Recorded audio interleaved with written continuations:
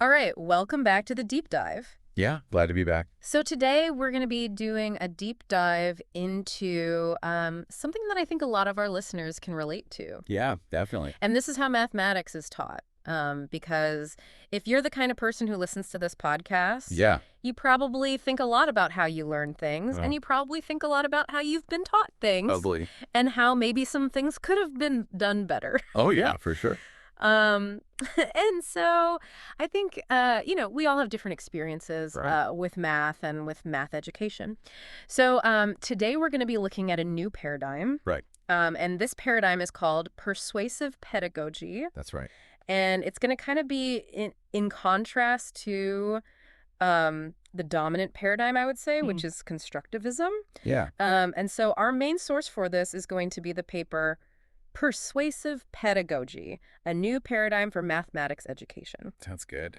But just to start off, like, why is math important? Why do we even need to think about Yeah. new ways of teaching it? Yeah. Well, we're always hearing about how important STEM is. Right. And math is just absolutely crucial for, doing well in school, Yeah. on standardized tests, getting into college, and even just like everyday life. Right. Budgeting, understanding data, like when we're just reading articles, Yeah. making good financial decisions. Right. Or like looking at a graph Yeah. and being like, Exactly. does this make sense? Or are they trying to mislead me? Totally, yeah. Yeah. Or like if you see a sale and you're like, wait, is this actually a good deal? Right. Yeah. Yeah. Am I getting 20% off, or is this like a scam? Exactly. Yeah. Yeah. So it's valuable. Right. Like the value is clear. Yeah. But- But the thing is, Yeah. it's not enough to just be able to do math procedures or pass an exam, Yeah. right? We need to really understand the concepts deeply. Right. Like when I was learning math, is very much like, okay, here's an equation. Memorize the steps, plug in the variables. Right. Just follow the formula. Yeah. And it worked to get me through the test. Yeah. But did I really understand it? Like, Yeah. Did you really No. internalize it? Yeah. Yeah. So it seems like there's kind of this disconnect between, Hmm. what we see in the test scores Right. and what's actually happening in terms of people learning math. Yeah, exactly. And that's why I think there's a real need for these new pedagogical approaches, Right. We got to try new things to see if we can help students actually learn better. Yeah. Yeah, totally. So that brings us to constructivism, Right. which I would say is like the dominant paradigm, right? Yeah. It's pretty popular in education these days. Yeah. So can you break down constructivism a little bit? Like, Yeah, sure. what does it mean? So Just in basically, simple terms. constructivism is the idea that students actively build their knowledge Okay. through experiences, through reflecting on their experiences. So instead of passively absorbing info from the teacher, Right. they're constructing their own representations of what they're learning. So it's more like hands-on, like building Totally. your knowledge through experience, like actually. Totally. Yeah. Yeah, in the context of math, Yeah. this means like students kind of come up with their own ways of thinking about math ideas. Right. So it's not just like memorizing formulas. Yeah. It's like, okay, how do I make sense of this It's in my just- own way? Yeah, exactly. So constructivism, that sounds good on the surface, Yeah, but I know there's more to it, right? yeah. Like, what are some of the... There are actually a couple of different types of constructivism. Okay.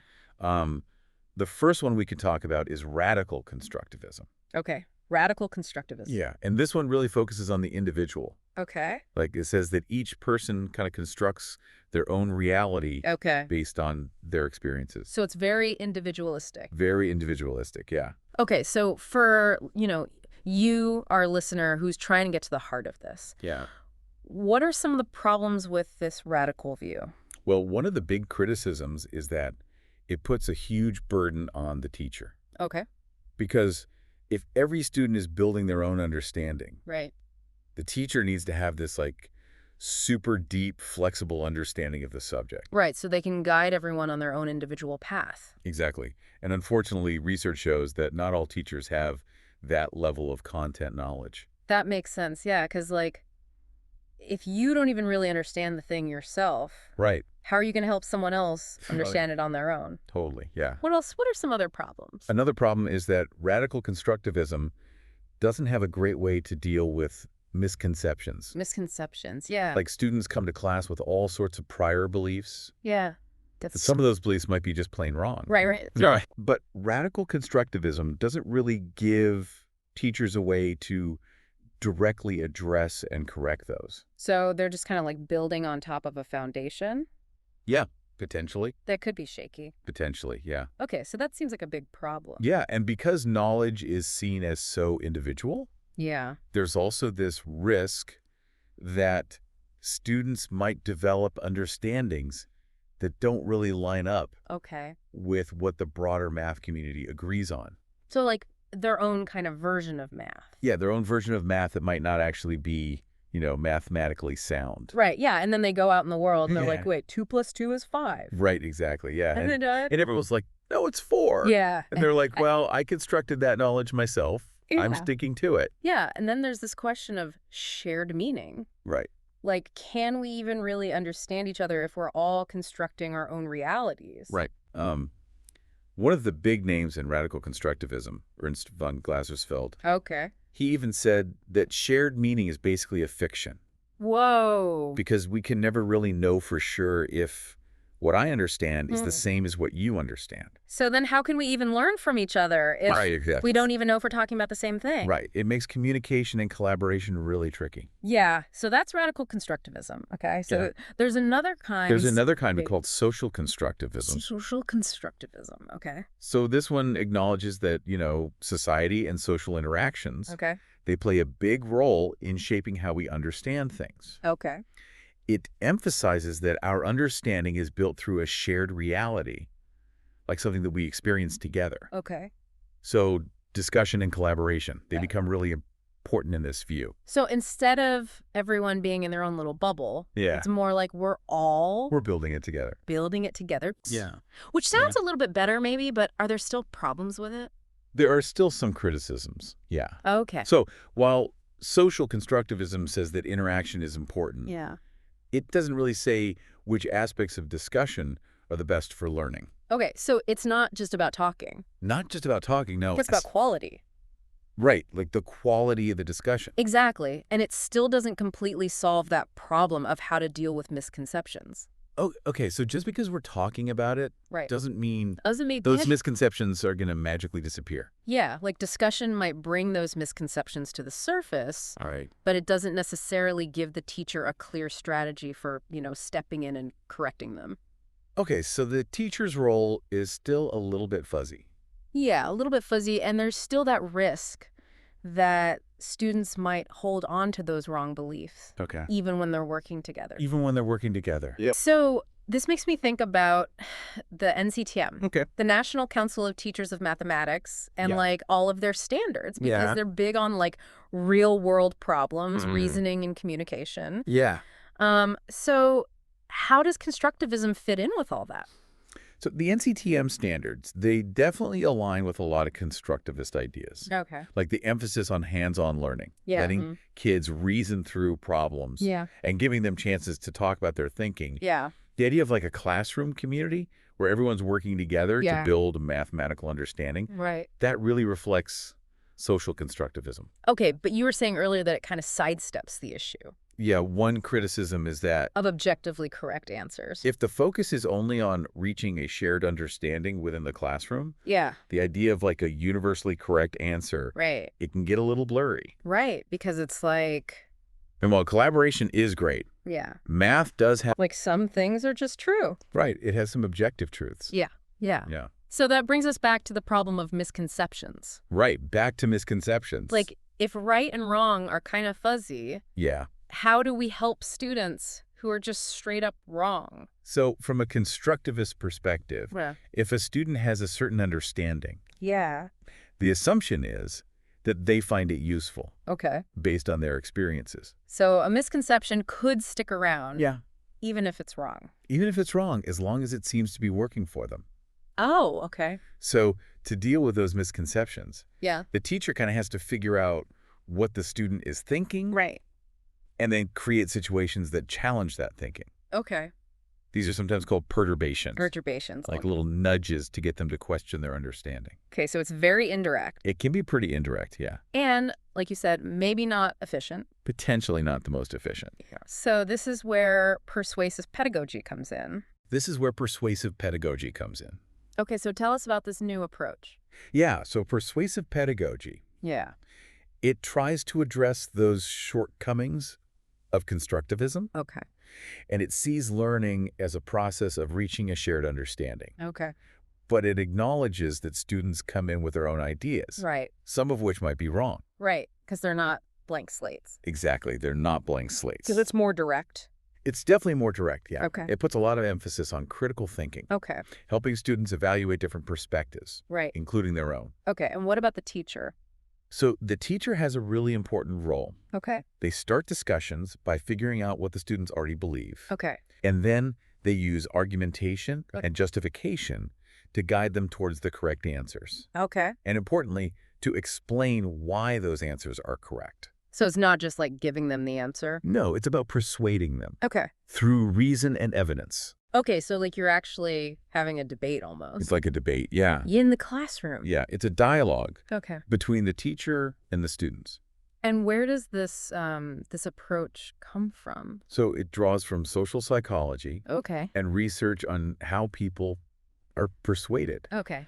It looks at the learners themselves, Yeah. how the message is presented, Yeah. and the learning context. Right. And the goal is to change both the students' knowledge Yeah.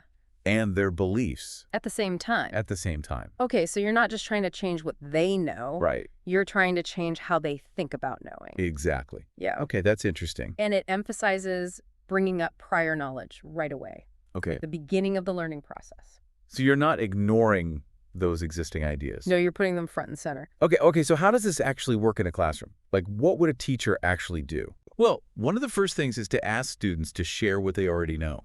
Okay. Like, what are your initial thoughts on this? So you're not guessing. No more guessing. You're asking. Asking directly. Okay. And then it's important to use techniques that get kids talking Okay. and explaining their reasoning. So a lot of discussion. A lot of this discussion, yeah. Yeah. The idea is that explaining your thinking out loud Yeah. helps you understand it better. Okay. And the students have to, like, back up their claims. Oh, yeah, they have to provide evidence. Okay. They have to ask questions if they don't understand something. Right. And refer back to the materials. So they can't just be like, well, I think this. Right. They got to be able to support it. Okay. And there's this idea of interactive argumentation. Okay. What's that? So that's where you structure discussions around causal arguments, Okay. which helps make the reasoning behind the math more clear. Okay. It's like a debate, but focused on understanding the why. So the teacher becomes more of a coach in this. Okay. So not just lecturing at the front of the room. Right. More like guiding the discussion, Okay. helping them to rely on facts, Okay. maybe suggesting new ideas they haven't thought of, Okay. encouraging them to use evidence, Okay. and making sure they're clear about their assumptions. Okay. So it's more about the process of thinking Yes, exactly. than just getting the right answer. Yeah, it's about moving beyond just explaining the how-to Okay. and really getting to the why. The why. Okay. And how does this fit in with the NCTM standards? So a lot of the practices we've talked about, Yeah. they're actually really well supported by the NCTM. Okay. So, for example, Yeah. checking what students know at the start of a lesson, Yeah. that lines up with understanding prior knowledge, Okay. using student experiences to connect to the real world, Mm-hmm. teaching them how to argue and evaluate evidence. Yeah. That's reasoning and proof. Okay. And like letting students share their ideas, Yeah. connecting to their motivation, Mm-hmm. considering different perspectives, Yeah. requiring evidence, Okay. recognizing different sources of authority, Right. analyzing credibility, Okay. and even encouraging them to find flaws in arguments. Wow. So it's really All of those are right there in the NCTM standards. It's like a whole way Yeah. of thinking critically Exactly. about math. Yeah. Okay, so this persuasive pedagogy seems like it's a lot better at dealing with misconceptions. Yeah, it's much more direct. Okay. It focuses on actively changing those wrong ideas Okay. through deep engagement with the math content. Okay, so instead of the teacher just kind of like Right. guessing what the student's thinking. Exactly. Yeah. You're addressing it head on. Head on. Yeah. Okay. So you might say something like, Yeah. okay, a lot of people think this, Yeah. but here's why that's not quite right. Okay. And then you give them a clear explanation. Right. And this is based on This is based on research, yeah. on how people change their minds Okay. and how concepts are learned. Okay. So for a student to let go of a wrong idea, Yeah. they need to find the new information interesting, Oh, cool. relevant, Okay. They need to understand it. Understand it. Okay. It has to seem believable. Okay. And it needs to explain things better than their old idea. Okay, so if it doesn't make more sense, Right. they're not going to switch. They're going to stick with what they know. Okay. And I know we've talked about misconceptions a lot, Yeah. but in math specifically, Yeah. are there like specific things about math misconceptions? So in math, it's interesting Yeah. because young kids often have really good intuitions about numbers, Okay. like basic counting and stuff. Okay. But the problems tend to come later Okay. when they start learning more formal math. Okay, so like in school? Yeah, and a lot of times Yeah. it's because the way we teach math Yeah. focuses on procedures without explaining the concepts. Right, like just memorizing steps. Exactly. So students are kind of forced to come up with their own explanations, Okay. which might seem to work for a while, Yes. but they're often based on faulty assumptions, Okay. and that can really mess them up later on. Right, because math is like one big building. Yeah. And if you have a crack in the foundation, Right. the whole thing is going to Yeah, it's going to crumble. crumble. Yeah. Okay. And just telling a student that they're wrong Yeah. often isn't enough to fix these misconceptions. Right. They need to understand why they're wrong Why they're wrong, yeah. and why the correct way is actually better. Okay, and so constructivism Yeah. sometimes doesn't do that, right? It can be a problem because it focuses so much on letting kids build their own understanding Right. that if they're building on top of a wrong idea, Yeah. it's just going to get reinforced. Oh, okay. And as teachers get more and more experienced, yeah. they start to forget what it's like to not know this stuff. Right, it just becomes second nature. Exactly. So they might not even realize that their students are developing these misconceptions Okay. because they're trying to make sense of things. Right. But they don't have all the pieces. Right, right. And these misconceptions, yeah. they can be really hard to get rid of. So it's better to... Sometimes they stick around forever. Wow. Okay, so it's better to just teach them correctly the first time? It's definitely better to start with a solid foundation. Okay, so can we talk about a specific example? Yeah, sure. Like to illustrate the difference between Okay. constructivism and persuasive pedagogy. Okay, so there's this classic example called the Monty Hall problem. The Monty Hall problem. Okay, Have you heard of that? I think so. Remind me. Okay, so imagine you're on a game show. Okay, There are 3 doors. 3 doors. Okay, Behind one is a car. okay, Behind the other 2 are goats. okay. You pick a door, let's say door number 1. Door number 1. Okay. The host, Monty Hall, he knows what's behind each door. Yep. He opens one of the other doors, let's say door number 3, Okay. and reveals a goat. A goat. Okay. Now, he asks you if you want to switch to door number 2. Okay. The question is, should you switch? So most people would think, well, it's 2 doors now. Yeah. 50-50. You're 50 right. Doesn't matter if I switch. That's the intuition, Yeah. but it's actually wrong. Okay, I knew there was a trick. Yeah, so how would constructivism approach this? Okay. They might let students try it out, Okay. like simulate the game a bunch of times, Okay. hoping that they'll see a pattern Okay. and change their minds. Okay. But the problem is they might just see the results as random Okay. and stick to their 50-50 belief. So they're not really... Yeah, they're not really engaging with the underlying math. Right. Now, with persuasive pedagogy, Yeah. you would start by asking them what they think. Okay. Like, do you think it matters if you switch? Okay. And then you would directly challenge that 50-50 idea Okay. by showing them why switching actually doubles your chances of winning. Oh, wow. Okay. Yeah, so you're not just letting them figure it out on their own. Right. You're guiding them to the right answer And explaining why. and explaining why. Okay. And the researchers who like this approach, Yeah. they say that good math teachers already do this kind of stuff. Intuitively. Yeah. Intuitively, yeah. Okay, so it's about... It's not just about letting kids discover things. Right. Sometimes you have to be direct Okay. and correct those wrong beliefs. So when we're thinking about how kids learn math, Yeah. it's not just about the new stuff. Right. It's also about what they already think. It's about their existing beliefs Okay. and how those beliefs might be affecting their learning. Okay, and persuasive pedagogy also takes into account Yeah. that there are different types of knowledge. Different types of knowledge, yeah. Like, it's not just about understanding the concepts. Right, there's also procedures and facts. Okay. And it looks at how these different types are learned Okay. and how they can be changed if they're wrong. Okay, and this aligns with the NCTM. Right? Yeah, it aligns really well with their recommendations. Okay, cool. Yeah. So for teachers who are listening to this, Yeah. and they're like, okay, this is cool, I want to try it. Yeah. What are some practical things they can do? So A big one is encouraging discussion, Okay. where kids have to explain their answers Okay.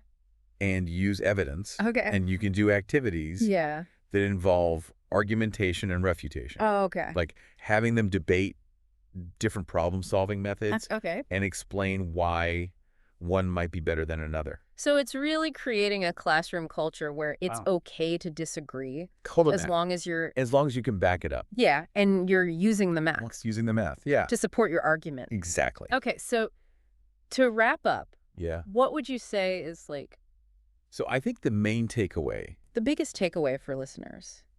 is that this persuasive pedagogy, Yeah. it's a more direct and potentially more effective way to teach math Okay. by addressing those misconceptions head on Okay. through argumentation and justification. Okay. It builds on the good parts of constructivism, Okay. like active learning and discussion, Mm-hmm. but it provides a clearer path Okay. to get students to that accurate understanding. Okay, so if you're listening to this Yeah. and you've had struggles with math, Yeah. it might not have been because you're bad at math. Right? It might have been because of the way you were taught. Yeah, maybe those underlying beliefs Yeah. weren't addressed. Yeah, and like you said earlier, Yeah. it makes you think about other subjects too. Totally. Like, could this work in history or science? Yeah, what would a persuasive pedagogy look like Right. in those fields? Ah, that's interesting. Something to think about. Yeah, definitely food for thought. Yeah. Well, this has been a great deep dive. Yeah, it's been fun. Really enjoyed it. Me too. And for all of you listening out there, Yeah. keep thinking critically. Absolutely. See you next time. See you later.